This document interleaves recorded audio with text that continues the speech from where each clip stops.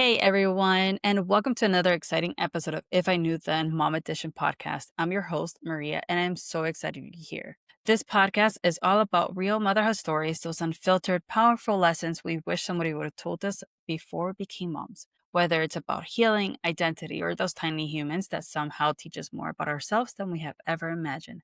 This space is for it all. And today I'm honored to have an incredible guest, Lizzie. Hi. Hi. Thank you so much for being here with us. Yeah, no problem. So tell me, first question I usually like to ask, are you a mom? I am a mom. I have two little kiddos.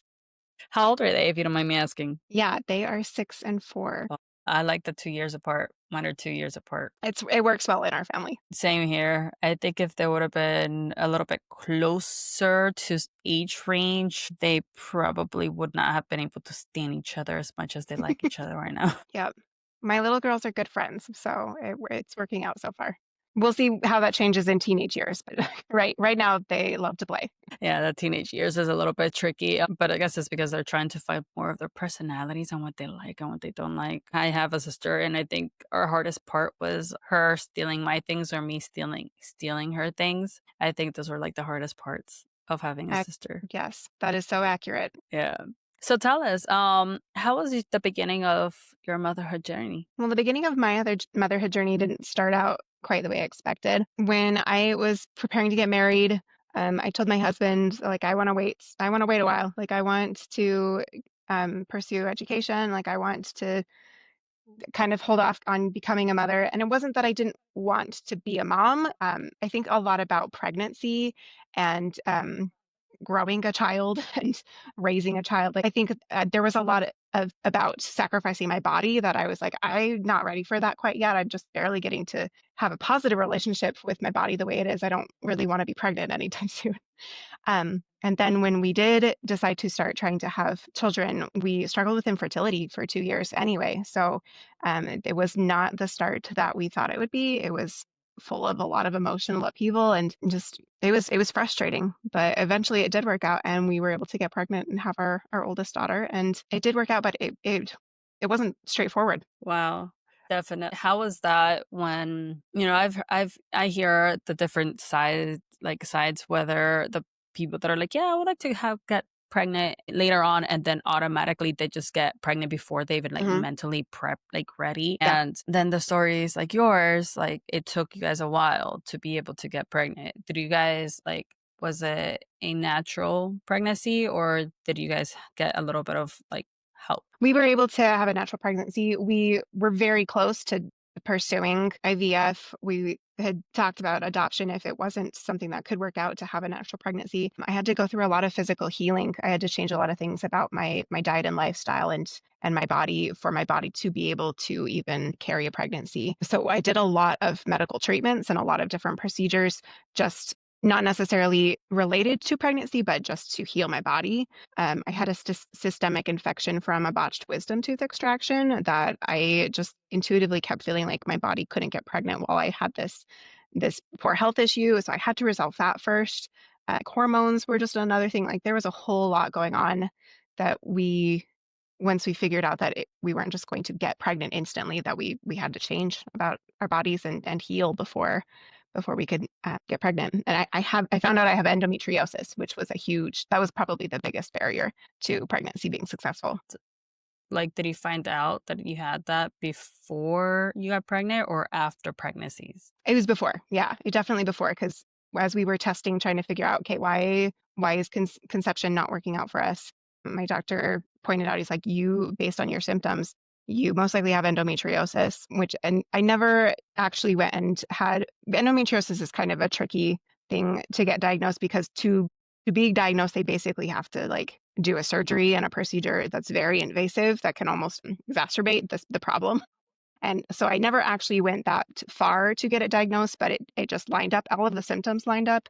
The holistic doctor that I was seeing said, like, this is what makes sense, and your body is responding to the treatments that are designed for endometriosis. So it was just kind of like a um, process of elimination to get that diagnosis. But yeah, that was definitely, we found that out as we were trying to conceive because that's a huge barrier to conception. Endometriosis makes it virtually for some women, impossible to conceive. And luckily, I wasn't one of those cases, but it definitely wasn't easy with endometriosis.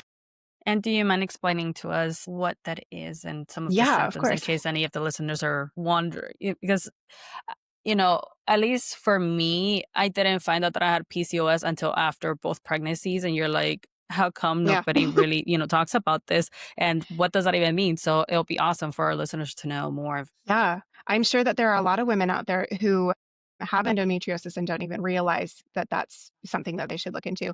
Endometriosis is when the lining of the uterus, the endometrium, begins to grow outside of the body, or not, sorry, not outside of the body, outside of the uterus. So those tissues and those cells that are designed to shed and to reproduce each month inside a vessel, the uterus, where it can flush out and where it can cleanse, when those cells grow in other places and in other tissue in the body, and then with your monthly cycle with hormones, when you have a period, that tissue does the same thing it would in the uterus, where it's breaking apart, it's dissolving to try to renew and refresh. But since it's growing outside of the uterus and doesn't have an exit to get out of the body, um, it causes scar tissue and inflammation and pain and just damage to the tissue. So I have a lot of scar tissue from this endometriosis where the tissue endometrium has grown into my hips and around my stomach and around my organs in a way that I can just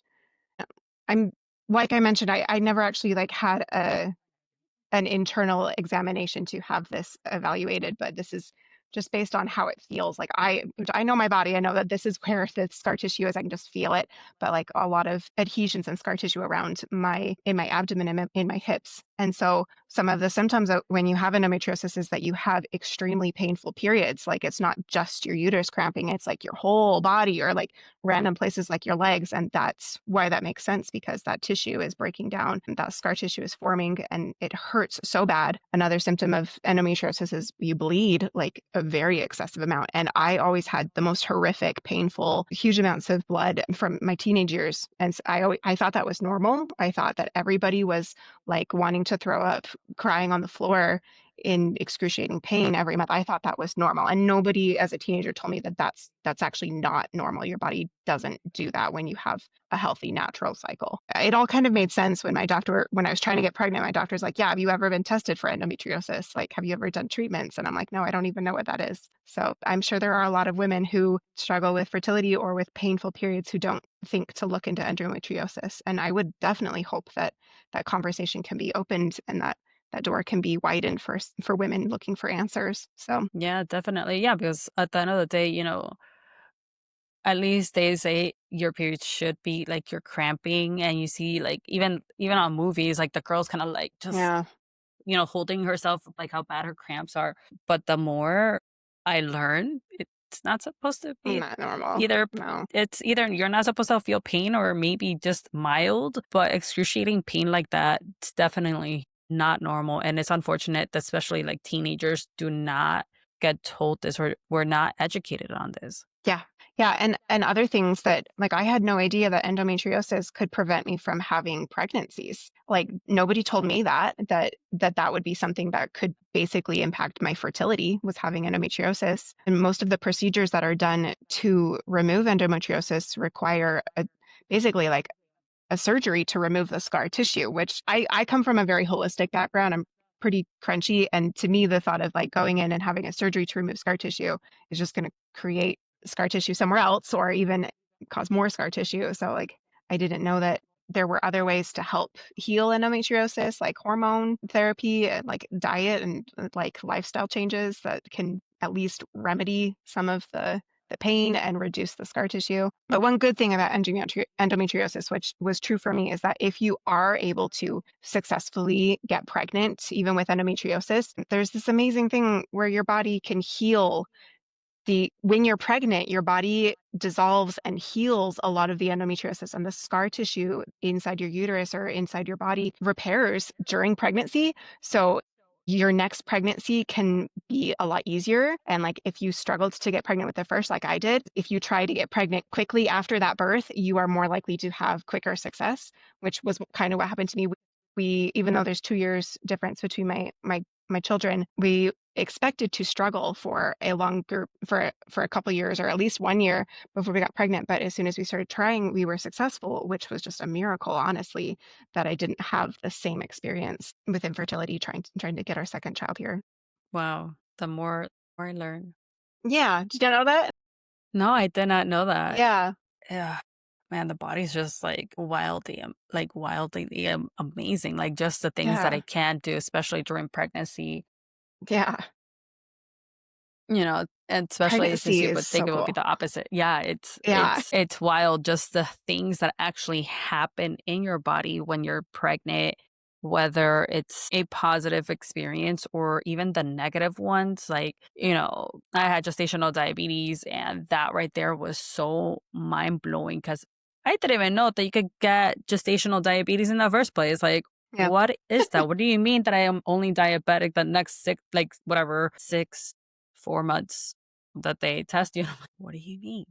And yeah, no, it's truly wild. And so what are some of the things that, like, for example, diet wise, what is something that helped you? Well, diet-wise, I actually went on the keto diet when I was trying to get pregnant, eliminating carbs and sugars, rebooting because there's so much that cutting carbs and sugars can do for realigning hormone balance. I'm not a proponent for the keto diet as a long-term solution, but for me, it was a key element to healing my body, detoxing from the toxic chemicals of sugar. I lost 30 pounds in I think it was 5 months on the keto diet, and my body really did need to lose that weight in order to be healthy enough to conceive and to carry a child, and so I know that that made a huge difference for me, just cutting out carbs and sugars and being in ketosis. Plus, keto feels amazing. If you've never tried keto, I highly recommend it for anybody, even just for a short period of time. When you're in ketosis, like, your brain feels so different. Like, it's sorry, my phone fell. It's definitely a different experience. Yeah, I've done it once, and you definitely feel more energetic. Yeah, you have a lot more energy. You definitely have more energy. And then I became a pescatarian for a while, and then I met my husband, and then all of that went out the window. Yeah, I get that. Honestly, anything that we can do to reduce inflammation in our bodies is going to help heal endometriosis, other hormone disabling conditions like PCOS, like reducing inflammation. I actually just got diagnosed with an autoimmune disease several weeks ago, and so I've kind of after having kids, like I totally eat sugar, gluten, like dairy, like all of the crap stuff, like junk food. Like I did not really watch my diet, and this summer I've had to change my diet again. And it's a good thing. It's not a bad thing. It's tricky, but I can definitely tell the difference that it's impacting my hormones and reducing my inflammation. I'm on a journey to become pregnant again. I have to heal my body again to get there. It'll be probably another year or two before my body's ready to be pregnant again, but I'm doing what I can now to reduce inflammation, cutting out the sugar and the gluten and the dairy, the seed oils. I'm just trying my best to heal. Yeah.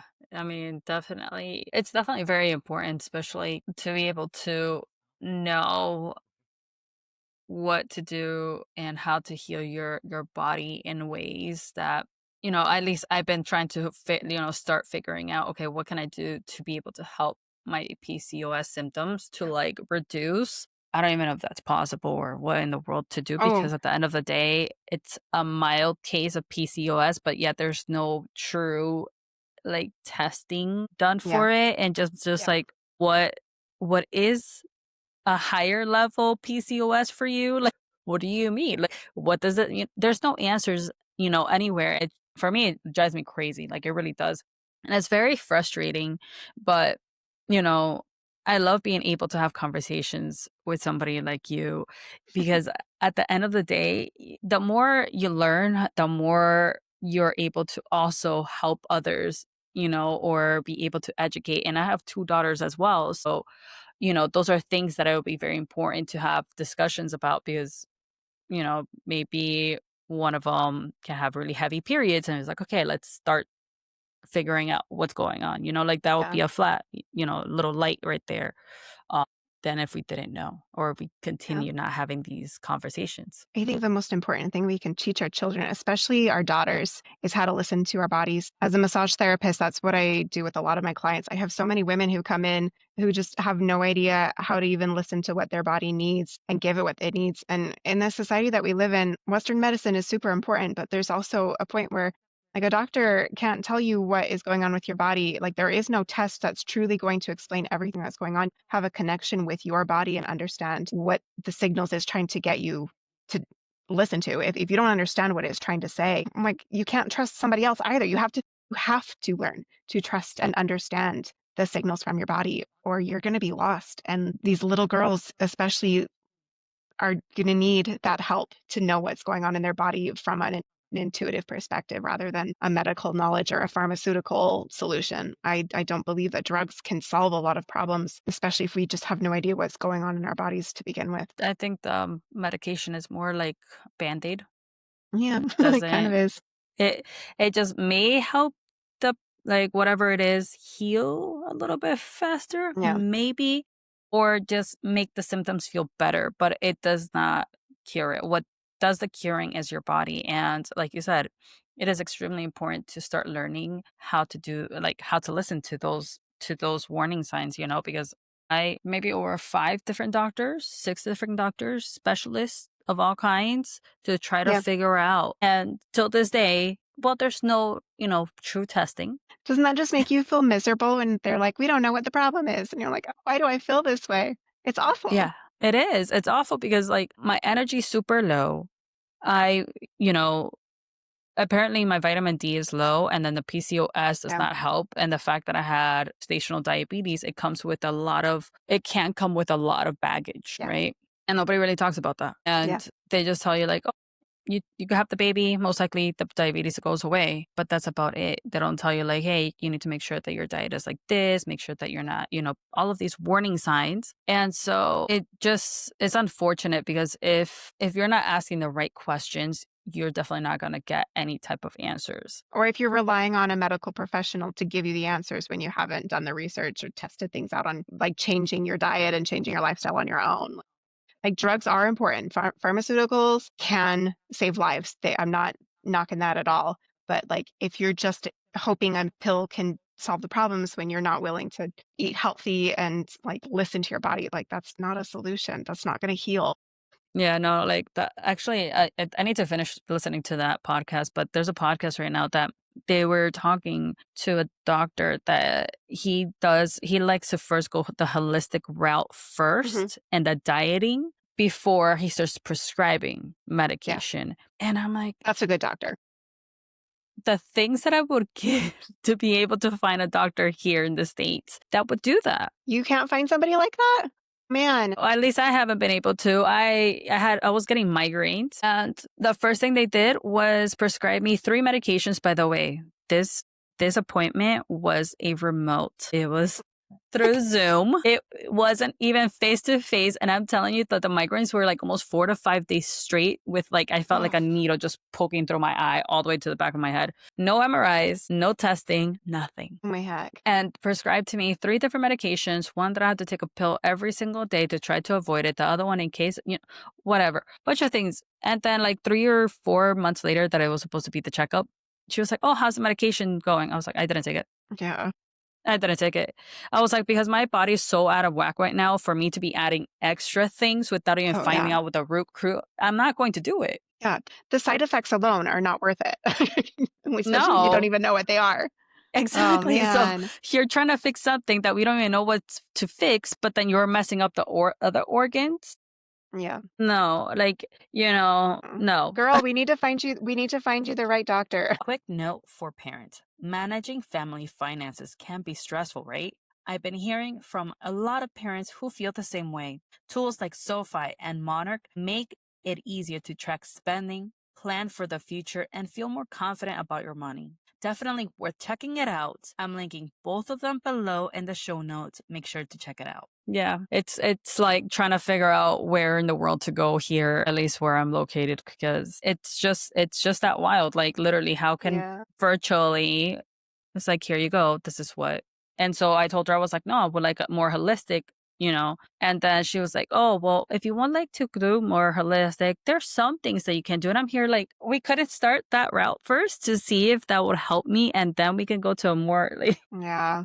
Well, because there's no money in holistic healing. There's no money if you can't give somebody a drug. Like I'll just admit I definitely believe in the conspiracy of Western medicine. Like we can just not keep that in the podcast. Like that doesn't need to go out public. But like yeah, like there's not you can't patent herbs. For you, honestly, you should look into vagus nerve stimulation. So, this is something that I have been learning about recently. Like, our vagus nerve does so much to regulate our body's autoimmune response and like our autonomic nervous system. And so, when our vagus nerve and our nervous system is dysregulated, everything in our body goes crazy. Like headaches like that. Like the first thing I would do if I was in your, do you get headaches like that often? Like, or was that just kind of a one time thing? um not that frequently, but often enough that it could be like 2, 3, 4 times a year, maybe if I'm Okay. lucky. Yeah. Yeah. Yeah. So one thing you can try is vagus nerve stimulation. So your vagus nerve is the largest nerve in your body, and it's like starts right here. It's really big right here, but it goes through your entire body. Like diaphragmatic breathing is so golden for stimulating your vagus nerve, like humming, like right here in the vocal cords. But like when I'm massaging clients, I always make a point to work on the neck right here to tone and to stimulate this nerve that's right here through the whole body. Because it's if you can look, yeah, but just look into vagus nerve stimulation because that can have a lot to do with PCOS, like regulation of your hormones, like just regulation of anything that's going on that's chronic, especially chronic pain. If I'd have known more about vagus nerve treatments when I was struggling with infertility, that's something I would have totally jumped on. But it's like it's not that it was unpopular 10 years ago, 6 years ago, but it's just more people are talking about it. Or maybe that's just because I'm in the massage industry now that I'm like more aware of it. I don't know. Something that you could definitely look into. Other women looking for solutions, look into vagus nerve stimulation for any kind of solution and just overall health. That's something that isn't going to be a bad thing to work on. Yeah, I mean, I just recently went to a chiropractor's, like, he had a little class, right? And I was just like, "Okay, let me go, see what he's about." And Yeah. he actually touched the subject vagus nerve, and then Mhm. he was like, if they're C-section babies, and a lot of Yeah. them tend to have reflux, a lot of them tend to have ear infections, they tend to have a bunch of other, like, just the amount of things can really get messed up Yes. because of that one nerve is Yeah. Yeah. And when you think about the difference between a vaginal birth compared to a C-section birth, like the pressure and like the experience and like the body having to all this pressure on the head when the body is thrust through this tiny canal and like the stuff that it's going to do to strengthen and tone this neck and the vagus nerve and like the whole body system versus like being lifted out as a C-section, like it would kind of make sense that babies that experience C-sections have dysregulation at a different scale from like I don't know the statistics, but like that does not surprise me, and it doesn't surprise me that this doctor's made a connection that relates to the vagus nerve with those babies. So yeah, it is wild, and definitely something that I would look into because it wouldn't surprise me that once you start fixing the vagus nerves and helping it out, I'm pretty sure things will just between my 80. yep. Yeah, well, especially if you have ADHD, your nervous system is already slightly fried, and all of the overstimulation that we experience on a regular basis, like part of what the vagus nerve is, it helps us get out of fight and flight and to be into a rest and digest in our body, so that our body can produce the right hormones to like digest our food properly, absorb all the nutrients, and like the things that we do on a daily basis. Like I think most moms are overstimulated and in fight or flight 24/7 anyway. When you have like a toddler, mom, where's my snack? Mom, wipe my bum. Mom, where's my toy? Mom, I don't want to take a nap. Like, we're totally overstimulated. Like, of course, we are like so stressed and so tight and just fried. And our body cannot get out of that state into a relaxed, stress-less zone. Like, we have to figure out ways to reduce the stress in our lives because it's going to wreck our bodies if we don't. Like, Yeah, especially when you have ADHD. yeah, no, I even got myself these little what's it called? Um Earplugs that lower the noise because Yeah, I'm I've more heard of of like, those. yeah, I think they're called Loom. Hmm. Amazing. because it Yeah, doesn't shut the world out, but enough for me to like, you know what, this is just too much right now. Screaming, TV, this, that, and plug them in. And it's just a nice, like lowering the volume. yeah, yeah. Just give your nervous system that little bit of a break. We all definitely need that type of break, Oh, yeah, we do. especially if you have more than one. The phone call. Boy. So, what is something like a moment that you have had that you probably said, if I knew then? Hmm.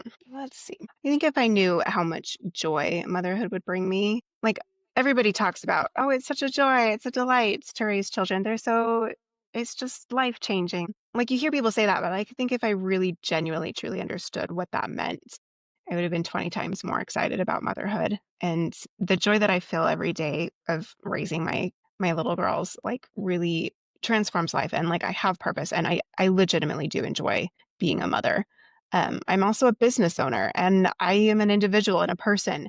And that's been hard to kind of justify. I think that's another part that I wish I had realized that beforehand too, that just because I'm a mom doesn't mean I can't be Lizzie. I can't be the person I want to be and explore the passions that I want to explore. I don't have to sacrifice every little part of myself because I think that after my first child, I did kind of feel like I had to give up my identity to become a mother. And I didn't know who I was. I didn't know what my purpose was other than just like a boob, you know? Like I was like, I just have this child that needs me 24/7. That's all I can be is mother. And that felt discouraging in some ways. And I did have postpartum depression because of that. But it didn't last. And as I've grown older, I've been able to branch out of that, regain my identity, reshape who Lizzie is and what she wants, and pursue a career in massage. I also had a business as a brand strategist. Like I love being an entrepreneur. I love being a mother, and they don't have to negate each other.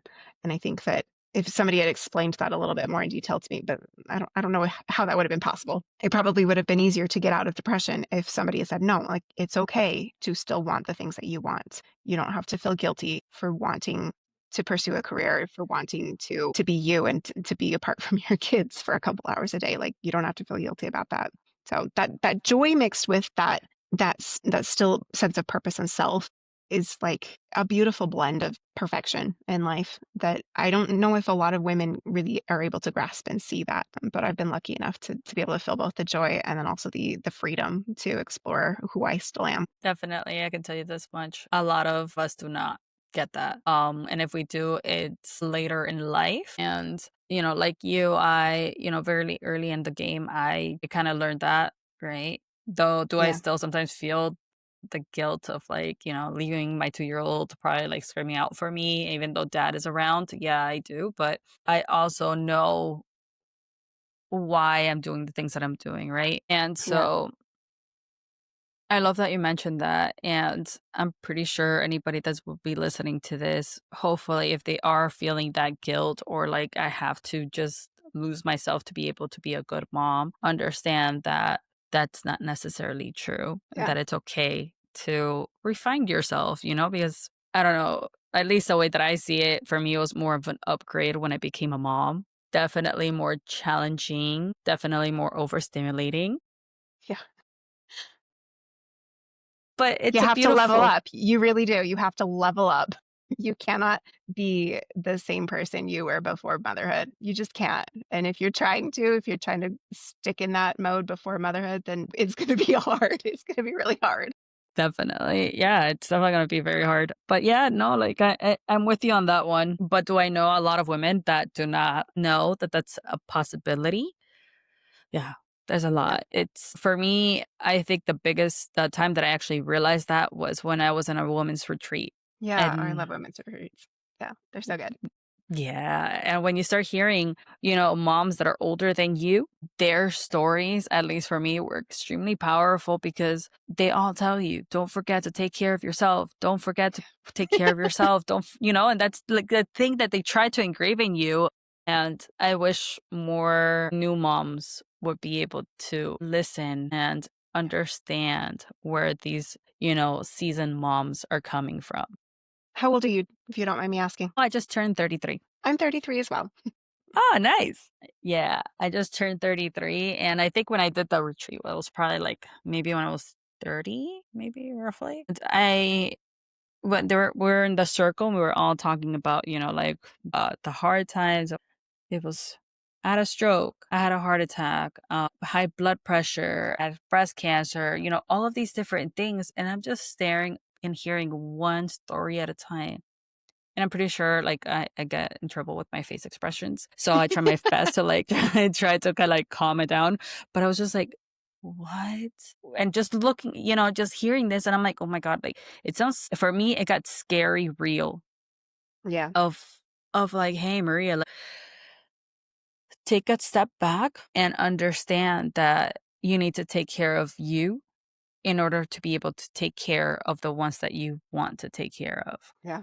Yeah. That's so important. There's this fascinating connection that I found kind of recently about the relationship between the abdominal muscles and this sense of identity. So, like I mentioned, I'm a massage therapist, and we all know like how that when you have a baby and you're totally just lose your core, like that diastasis recti, like your body just you're shredded, right? Your core is shredded. And if you think about the energetic and the symbolic relationship between who you are at your core and then what happens to that core when you give birth, like a lot of women, it's super common for women to say, yeah, I've lost my identity. Like, I don't know who I am anymore. And those women who literally lose their abdominal muscles and their core is just wrecked and they lose their core identity, it kind of goes hand in hand. And so as you learn who you are again, your body can have the power to knit back together. Like, and this isn't like every single case, but just like if you're a woman who struggles with diastasis recti, maybe before you try to work on the muscles, try figuring out and discovering who you are again. Like, do you know who you are? Do you have a sense of your core identity? Because that the power that you give your body to heal itself, it comes from the mind in so many different ways, and they go hand in hand. So if you're trying to heal your core, pay attention to who you are at the core. And likewise, like if as you learn to strengthen those muscles, you might find your identity. You might find out who you are again. And those women who pursue health and healing and strength in their bodies often talk about how they found like who they are and their purpose and stuff. So like I don't know, it's just a really beautiful connection that I have discovered. And when I work on mothers, when I do because I do massage and I also do energy work, the emotional representation of what's going on in our body and how the emotions have such a powerful influence on how our body is reacting, responding, healing, like holding trauma, like holding tension, like, and if you can look into both the emotional side and the physical side as you're trying to heal, like that, to me, that's mostly what holistic means is like all parts of the body is including the emotions and the energetic parts. I don't know. I still struggle with diastasis recti. My baby is 4 years old and I still have a really weak core, but I am working on it. And I feel like as I'm making that effort that I am rediscovering who I am at the core and who Lizzie is in my identity. And I think any woman can do that. It's not the end of the world. It's not, even if you've lost your sense of identity, you can find it again. You could totally regain that. I love that because it is true. It's amazing what your mind can do.